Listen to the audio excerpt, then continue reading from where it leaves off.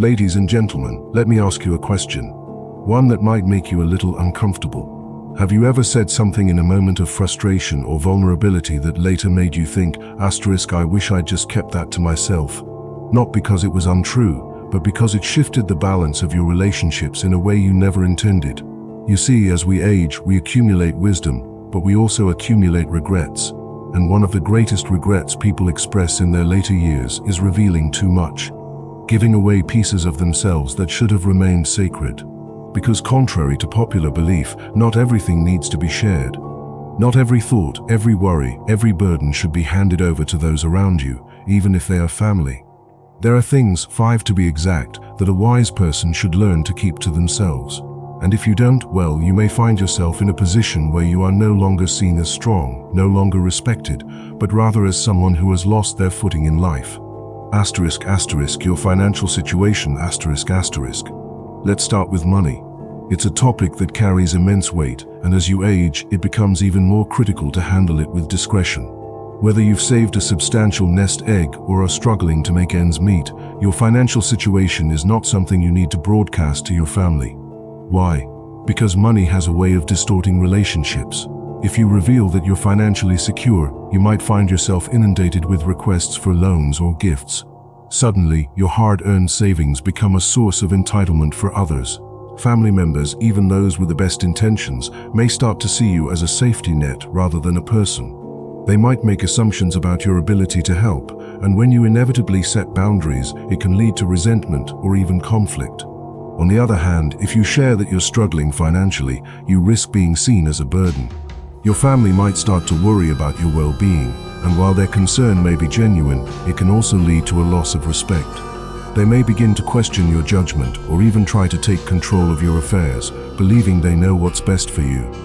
This can erode your sense of independence and dignity, leaving you feeling like a child rather than an adult who has lived a full and complex life.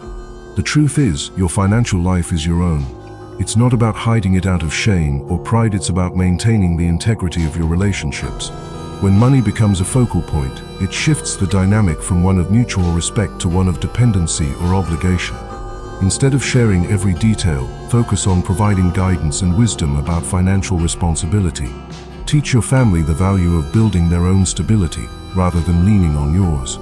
Discretion in financial matters ensures that your relationships remain rooted in love and respect, not in transactions or expectations. Your health concerns. As you age, it's natural to face health challenges. But here's the thing, not every ache, pain, or diagnosis needs to be shared with your family. While it's important to keep loved ones informed about serious conditions that may require their support, oversharing about every minor health issue can lead to unnecessary worry and even a loss of respect. When you constantly talk about your health problems, you risk being seen as fragile or incapable. This can lead to well-meaning but overbearing behavior from family members who may start making decisions for you rather than with you. They might begin to treat you as if you're no longer capable of managing your own life, and over time, this can erode your sense of independence and dignity. It's not about denying your struggles, it's about choosing how and when to share them. For example, if you mention every time you feel a twinge of pain or a moment of fatigue, your family might start to see you as someone who is constantly unwell. This can create a narrative around your identity that is difficult to shake, even when you're feeling perfectly fine. Instead, focus on maintaining a sense of resilience and strength, even in the face of adversity. Share your health concerns selectively and only when it's necessary for them to know. By doing so, you preserve your autonomy and ensure that your relationships remain balanced and grounded. Your fears about the future. Fear is a natural part of life, especially as you grow older and confront the realities of aging. But voicing these fears too often can have unintended consequences. When you repeatedly express concerns about being abandoned, the state of the world, or your own mortality, you risk spreading that fear to those around you. Fear is contagious, and it can create unnecessary anxiety in your family members, particularly younger generations who may already feel uncertain about their own futures. For instance, if you frequently talk about your fear of being alone in your later years, your children might feel pressured to make life decisions based on your needs rather than their own. They might feel torn between pursuing their dreams and staying close to you out of a sense of obligation. Similarly, if you express constant worry about the state of the world, political instability, economic uncertainty, or environmental crises, you risk burdening your family with a sense of hopelessness. Instead of letting fear dominate your conversations, focus on the present. Share your wisdom and experiences in a way that inspires hope and resilience. By managing your fears internally or expressing them in a measured way, you maintain a sense of strength and stability. This not only benefits you, but also helps your family navigate their own challenges with confidence and optimism. Your regrets about family decisions. We all have moments where we look back and think, I wish I had done things differently. Maybe you regret not spending more time with a loved one, or you wish you had handled a family conflict better. These regrets are natural, but voicing them to your family can be incredibly damaging.